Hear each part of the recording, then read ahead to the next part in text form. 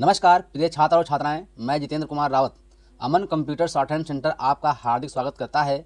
जो छात्र और छात्राएं सिंह प्रणाली शॉर्ट हैंड पूरी किताब पढ़ चुके हैं और उस किताब के मैटर की भी शॉर्ट हैंड डिक्टेशन स्पीड बना चुके हैं और उन्हें अधिक शॉर्ट हैंड डिक्टेशन स्पीड बनानी है तो संपर्क करें, क्योंकि हमने रामधारी गुप्ता की किताब में से 203 पेज डिक्टेशन के लिए हैं, जो प्रत्येक पेज में 400 शब्द हैं, जिनका डिक्टेशन 60, 80, 100 व 120 शब्द प्रति मिनट की स्पीड से 400 व 800 शब्दों पर दिया गया है।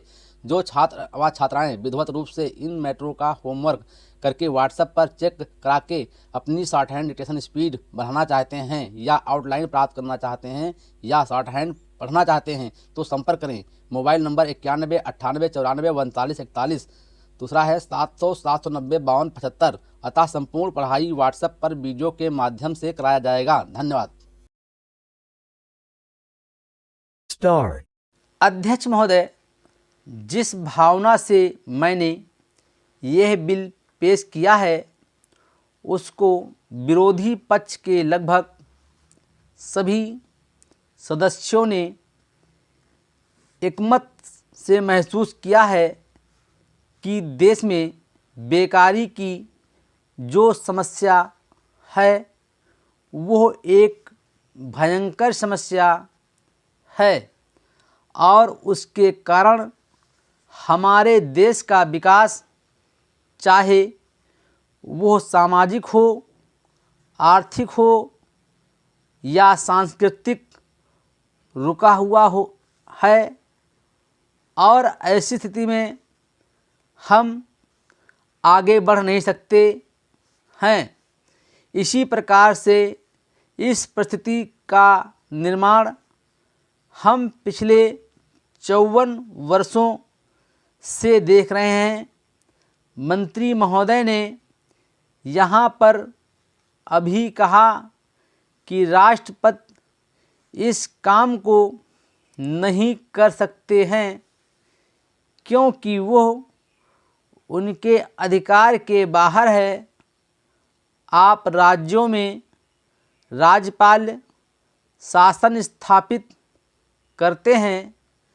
जब यह देखते हैं कि किसी राज्य में वहाँ की व्यवस्था, वहाँ का विकास ठीक नहीं हो रहा है, जब किसी राज्य में गड़बड़ी फैल रही हो, विकास का काम समाप्त हो गया हो और जिम्मेदारी से लोग काम ना करते हो, तो वहाँ पर राज्यपाल शासन स्थापित किया जाता है। ऐसे बहुत से उदाहरण हमारे देश में मौजूद हैं। उसी प्रकार से हमारे राष्ट्रपति हैं और अगर देश में इस तरह की स्थिति वर्षों तक चले तो कोई कारण नहीं है। आपात के रूप में राष्ट्रपति इस देश की सुरक्षा के लिए, इस देश की उन्नति के लिए जिम्मेदारी अपने हाथ में ना ले सकें। हमारे भाइयों ने बहुत से उदाहरण दिए हैं कि राज्यों में संयुक्त सरकारें नहीं चली, लेकिन उसके पीछे राजनीतिक हथकंडे थे।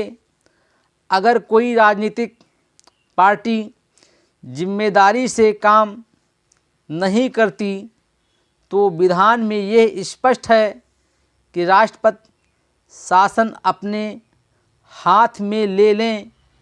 मैं एक उदाहरण देता हूँ कि संविधान में आदिवासी हरिजन के उत्थान के लिए प्रण किया गया था कि 10 वर्ष में उनकी सामाजिक तथा आर्थिक स्थिति को सुधार देंगे, लेकिन यह सरकार उसमें भी असफल रही।